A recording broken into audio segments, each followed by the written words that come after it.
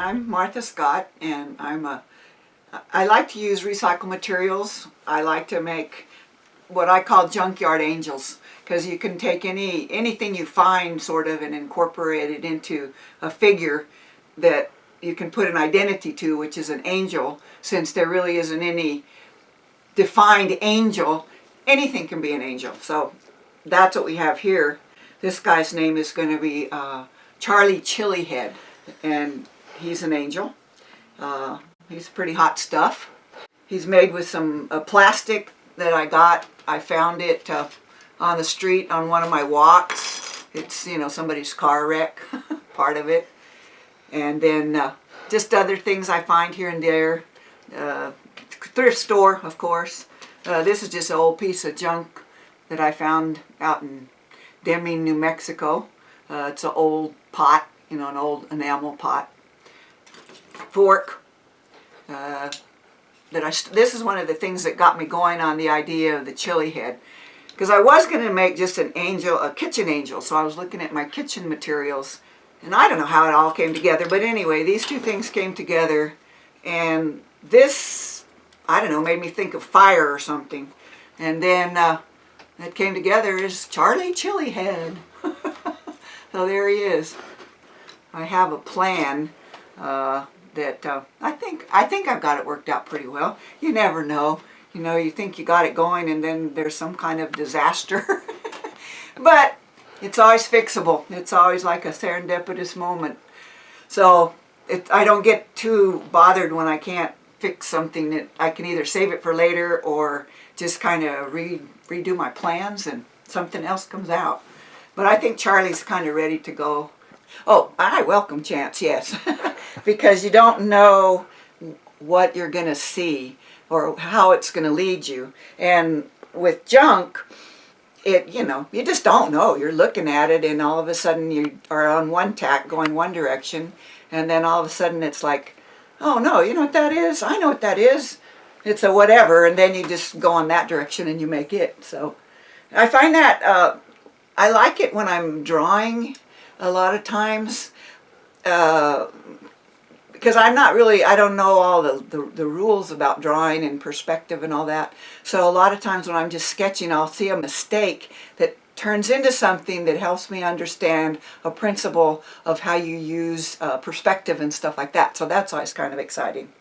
And another place I get lots of ideas is from the ceiling of my bedroom, because it's all sponged, and just laying there looking at it a lot of times I see faces, and then, or different things, but a lot of times I see faces, so I look at them and I think, okay, now that's somebody that's sort of looking sideways. Where are the eyes? Where is the nose? Where is the mouth? Where would I put that on a face if I was drawing it? So it's kind of fun like that. I like that. Okay, I have here in my hand some little different faces, because since faces are an important part of what I do, because they have expression. And that's one of the things I like with my work, no matter whether it's an angel or a junk or a drawing or a clay thing. I like what I'm doing to look happy, pleasant. I don't like sad things. I like kind of mad in a playful way things, but I don't go for that postmodern trauma and what's that word? Angst. I don't go for that. Don't like it. Anyway, so what I have to do, one of the things I did first was I looked at this spoon. I didn't have any of this color on it yet. And then I took different faces and thought, which looks good? And, they all can be painted, so if I didn't like the color, I can always change it. This one was pretty good, but it didn't quite gel with the idea, so I didn't use that one. But then this guy came along, and it was like, hey, hello, I'm here. I'm hot-headed Charlie. Charlie Chili. So that's the one I picked. And then I painted it and put some little flames. This was some garage sale stuff that I just glued. And what I will do, I don't like to use glue too much, but sometimes you have to. But since this is wood, it'll hold glue for a long, long time. This is cardboard, so that'll work real well. That'll hold it together. So anyway, but right now what I'm going to do, I hope, attempt to put them together as one entity. First thing though, is to put on the hanger. You know, it's best if you remember to put the hanger first, because then it's easier to move things around. Okay, let me get some wire. Okay, right now what I'm going to do is just put the hanger on it so it's ready to go as a hanger. So I've drilled holes already in this plastic to put the hanger. Just using one of my favorite things, wire. Okay. Now we got the hanger. This is always critical, the engineering, because you have to get the process straight or you get things out of order and it can make a mistake, and then you have to figure out how to go back and fix your order. This is just done by eyeballing, so sometimes it doesn't come out exactly the way you want it, but then you just live with it. Because you know, the Japanese always say you have to have some mistake in your work so people know it's made by people. So I go by that philosophy for sure.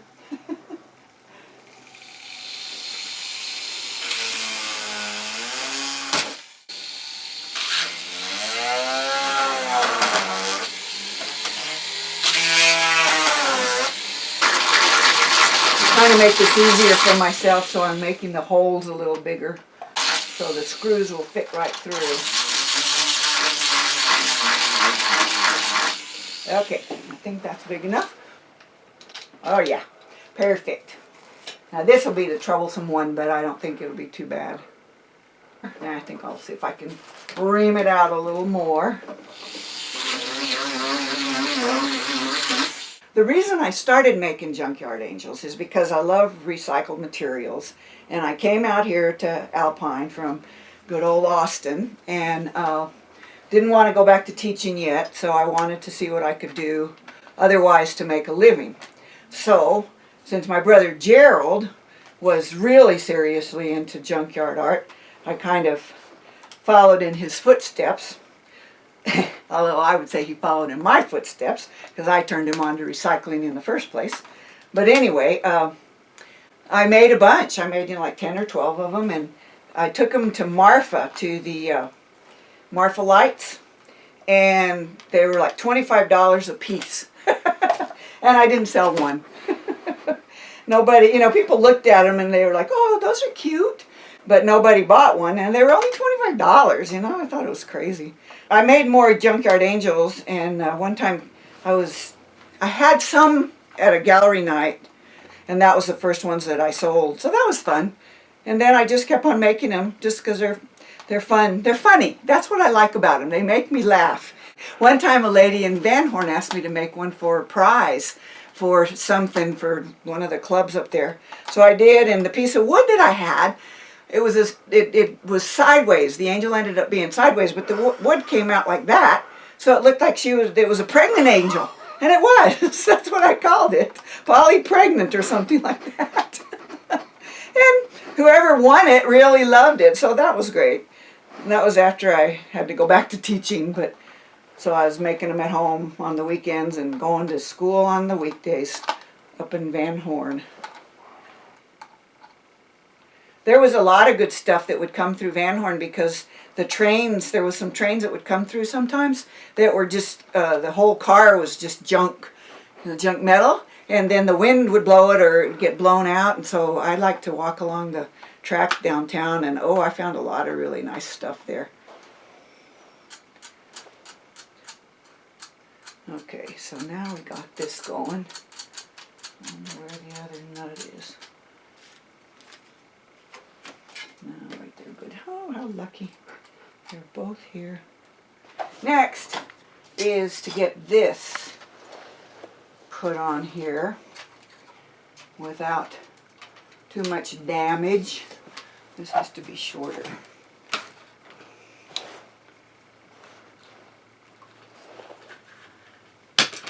Good. Okay. Now I like to put a little glue on those to hold them. So I use super glue because this is real liquidy, and it'll just flow right down into the grooves. Now this is going to be tricky because This is porcelain, it's glass, and I don't want it to break too much. It'll break when I put the drill to it, it'll shatter, but I don't want to get it too shattered because then it'll just be a piece of rusty metal. So it's going to be interesting to see what happens here. I don't know.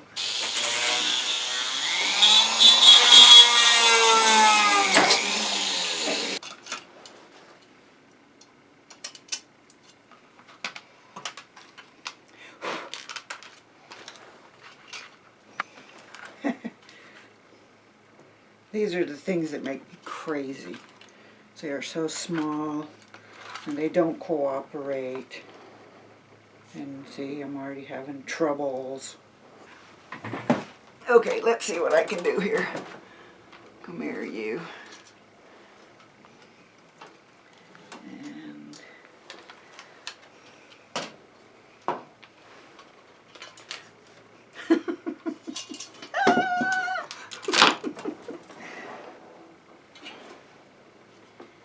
okay, there's that. There's that.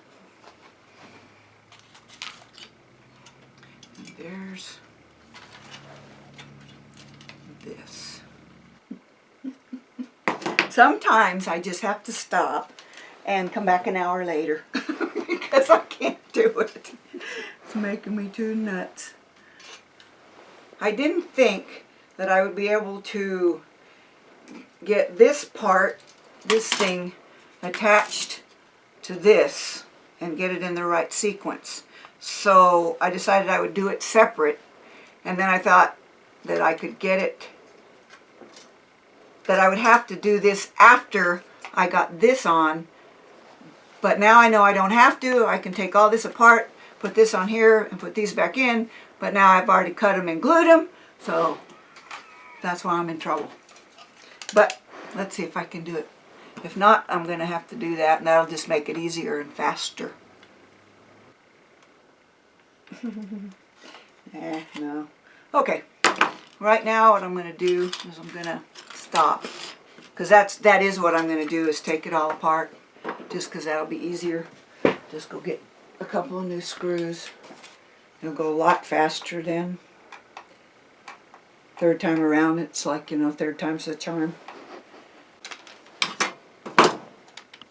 Okay, now, back to the square one. It's working, I think. Okay, stick it down in there, and when I screw things in, it'll make like a holder. I'm just going to slather it all up with glue. Then the screws will hold even better. Okay, now this one. And then this goes like that. Okay, now here we go again. That one goes in there. And this one goes right here. Okay. Okay, now let's see what happens. Is that right? Everything's frontwards? Yep. Okay.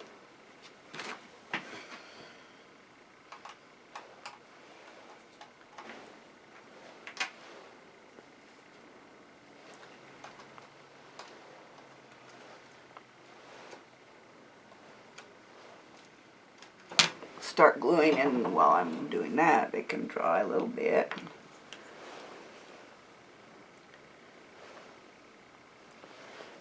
I think I can hold it up so your face is supposed to go that way. Put this right here.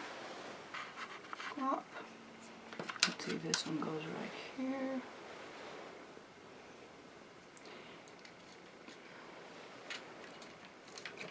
Okay. Now let's see, this one goes down here. No, this one goes up here. Go right there. I was supposed to be a regular classroom teacher, and I'd been taking a lot of art, and then I went to this regular classroom one time, and the teacher turned me off so bad I decided, I don't want to do that. I'm going to be an art teacher, so I just went to get a major in art ed instead of elementary ed, which gave me a couple more years of school, but it was okay by me. The very first year I was hired, they had an art teacher in every school in Austin. And then the very next year, budget cuts started taking them away. Okay. I don't know. This is going to be a critical moment. Get you back on there. You're stuck enough, but you might not be.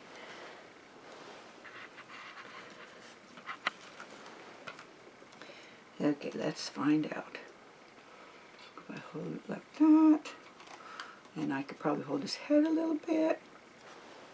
There. You're going to have to see my fingers, I think. What do you think? He's talking. See? I'm Charlie Chilihead, and I'm hot stuff.